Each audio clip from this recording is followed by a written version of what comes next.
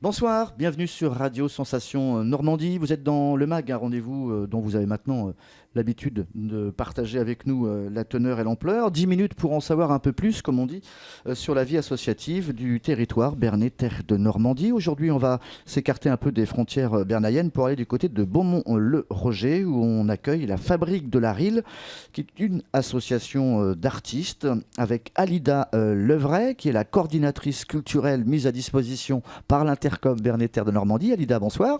Bonsoir. Nous avons aussi présent Patricia de Seroy, qui est la trésorière de cette même association. Bonsoir, Bonsoir. Patricia. Et Jean-Luc Ritter, qui lui représente Radio Rétro Sensation. C'est ça, Jean-Luc ? Oui, bonsoir déjà, et c'est ça, avec, en tant que membre aussi de la Fabrique, bien sûr. C'est pour ça qu'on a mis un petit poste de radio là, et on en parlera également. Peut-être fera-t-il partie de l'Expo Vintage. Tout à fait. Tout à fait.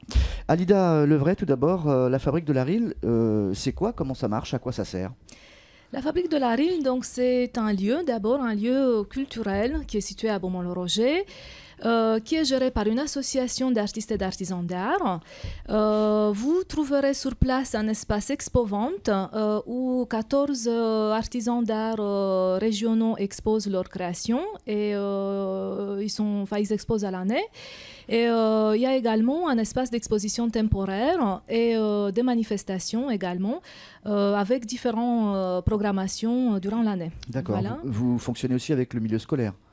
On travaille ponctuellement sur des expositions, sur la découverte des expositions et sur des ateliers pédagogiques, mais c'est vraiment ponctuellement. D'accord.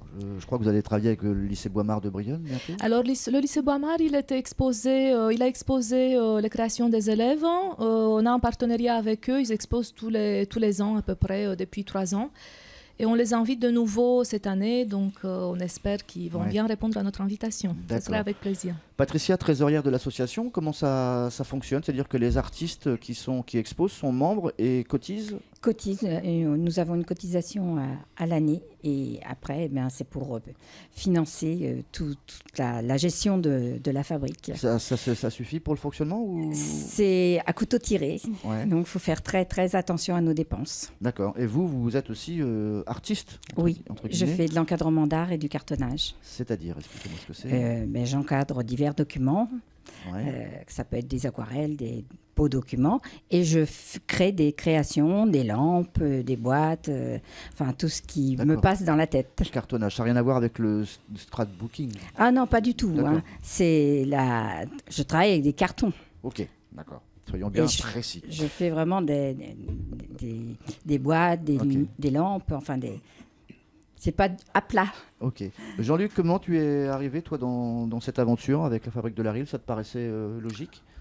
Ça me paraissait logique dans le sens où c'est ouvert, disons, c'est une vitrine déjà qui permet aux différents artistes et artisans, entre guillemets, qui font un peu des choses particulières, de pouvoir présenter ces objets. Ces choses-là. Que c'est un peu à part par rapport aux autres artistes. Oui, c'est un peu à part. C'est dans le sens de création quand même, puisque c'est en l'occurrence de la restauration d'anciens postes radio qui je leur donne une nouvelle vie pour qu'ils puissent à nouveau faire partie donc justement de se connecter au monde moderne. Alors ce bel objet-là, il date de quelle époque ? Alors ça, c'est un poste Grammont qui date de 1953.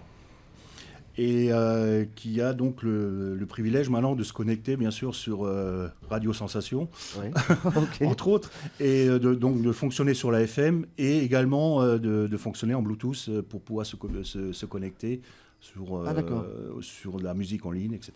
En fait, la finalité de ton travail, c'est pas uniquement de restaurer les objets pour qu'ils fonctionnent comme à l'époque, c'est aussi de les remettre de les réactualiser au goût du jour. Voilà, c'est de les réactualiser pour que, en plus de leur super look d'époque, ils puissent se connecter au monde d'aujourd'hui. Donc on pourrait mettre une clé USB ou une clé USB, disons là c'est le Bluetooth. Le Bluetooth permet justement par transparence de se connecter à tous ces environnements qu'on connaît. Donc ça, c'est de la déco alors? Alors ça, c'est de la déco, c'est une antenne FM avec, ça c'est la représentation d'une lampe qui se trouve à l'intérieur du poste, histoire de bien montrer que c'est pas des transistors, c'est bien des lampes qu'il y a dans l'appareil. Combien de postes déjà à ton actif, on peut dire, de réparer?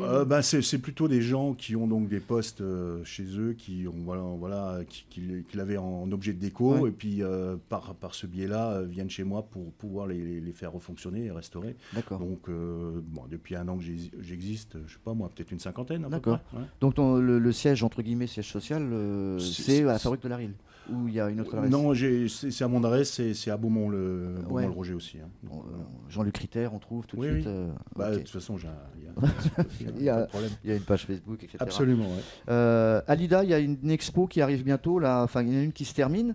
Et une qui va commencer, puisqu'on ne peut pas échapper à la Saint-Valentin.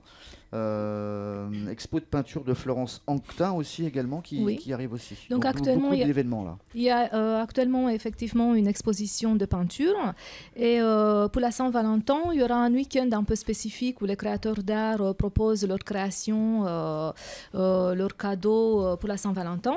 Donc ça va être vraiment sous le week-end, les après-midi de samedi et dimanche, 10 et 11. La prochaine exposition aura lieu du 14 février au 13 mars, et c'est une exposition personnelle de Valérie Marciliani-Godefroy, exposition de sculpture et modelage. Et l'expo suivante, c'est une exposition à thème sur le vintage. Donc c'est une exposition collective avec la participation de plusieurs artistes, et elle dure à peu près 2 mois, donc c'est du 17 mars au 13 mai.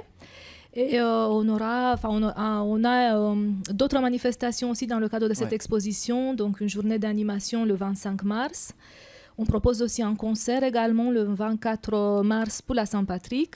Donc voilà, toutes ces informations-là, vous les trouvez également sur le site internet de la Fabrique de la Rille. L'artiste Valérie Marciliani-Godefroy, est-ce qu'elle fait partie de la Fabrique de la Rille, ou c'est une artiste qui vient de l'extérieur? C'est une artiste qui vient de l'extérieur, donc on propose effectivement notre espace d'expo temporaire, on le met à disposition des artistes extérieurs, donc ils peuvent exposer de manière temporaire pour un mois généralement. Voilà. Donc ça, c'est votre travail, entre guillemets, d'aller chercher des artistes qui puissent correspondre un petit peu au lieu. Tout à fait. Tout au long de l'année, c'est-à-dire que vous vous déplacez, vous allez aussi visiter d'autres choses? Bien sûr, oui. Sous les week-ends, Le week-end, vous êtes parti, vous? Voilà, exactement. Je vais être je vais mettre au courant de tout ce qui se passe au niveau des expositions, et quand j'ai des choses intéressantes, je prends les coordonnées, je contacte les artistes. Mais ça peut arriver très bien que les artistes viennent directement à la fabrique parce qu'ils entendent parler de nous, parce qu'ils ont des copains ou des connaissances qui exposent déjà, et donc c'était le cas avec Madame Marciliani qui était en contact avec Monsieur Tillman de Ponton-de-Mer qui exposait également chez nous. D'accord. Donc voilà, elle est venue par l'intermédiaire de cet artiste. Et pour Florence Anctin, elle est du coin? Non, elle est de la Seine-Maritime, mais elle a exposé également à l'Office de tourisme de Beaumont-le-Roger. Donc moi, c'est comme ça que je l'ai connue. J'ai vu son exposition là-bas et on l'a contactée parce qu'on a bien aimé son travail. Elle, son expo se termine bientôt, là, le 11. Oui, se termine demain, oui. D'accord. Et en ce qui concerne les projets sur le calendrier annuel que vous tenez, est-ce qu'il y a des événements qui sont récurrents, qui reviennent quasiment tous les ans, ou est-ce qu'on essaye plus ou moins d'offrir quelque chose de nouveau chaque année? On essaye d'offrir quelque chose de nouveau chaque année, mais on a quand même un rythme, on va dire, qu'on garde au long de l'année. On propose 6 expositions personnelles, donc qui durent 1 mois, et 3 expositions à thème qui durent 2 mois. Les thématiques sont choisies par les membres de l'association, et donc ensuite, moi, je travaille pour contacter les artistes qui rentrent dans ce cadre-là de la thématique choisie. D'accord. Comment elle fonctionne, l'association en elle-même, Patricia? Il y a combien de membres? Là, actuellement, il y a 14 membres. Il y a un bureau qui a été élu il n'y a pas longtemps? Oui, le bureau qui a été reconduit. Ouais. Mais actuellement, il y a 14 membres. On peut aller jusqu'à 16 membres. Donc, actuellement, on aimerait bien trouver des sculpteurs aussi, parce que c'est ce qui manque un petit peu. On essaie de varier les domaines, que ça ne soit pas répétitif. On ne va pas prendre, par exemple, de couteliers ou des choses comme ça, mais on essaie de varier. Donc, vous manquez de sculpteurs? Oui, actuellement, on aimerait bien sculpteurs. Ouais. Les autres artistes, peintres, etc., ça suffit? Ce serait possible aussi, oui, au contraire, parce que justement, dans les peintres, chacun a sa thématique aussi. Vous avez les aquarelles, les huiles, donc les contemporains, les figuratifs. Donc c'est bien aussi d'autres peintres. D'accord. N'importe comment, les artistes qui veulent venir adhérer à la fabrique sont reçus par Alida, montent un dossier, ils auront toutes les explications auprès d'Alida. C'est ouvert le mercredi, jeudi, vendredi, 14-17h, samedi, dimanche, jour férié, 14-18h30. Est-ce qu'il y a une adresse internet, Alida? Oui, www.fabriquedelarille.com. Ok. Jean-Luc, peintre aussi ou pas du tout? Peintre, pas trop, non. Pas trop, non? Non. Non, au bâtiment non plus? Non plus. Ok, juste Moi, la radio. c'est essentiellement D'accord. l'électronique. Ouais. Ok, on va se retrouver pour une prochaine émission. Merci d'avoir accepté notre invitation. On vous souhaite le meilleur pour la suite de vos aventures. Au revoir. Merci à vous. Merci. Au revoir. Merci à vous. Au revoir.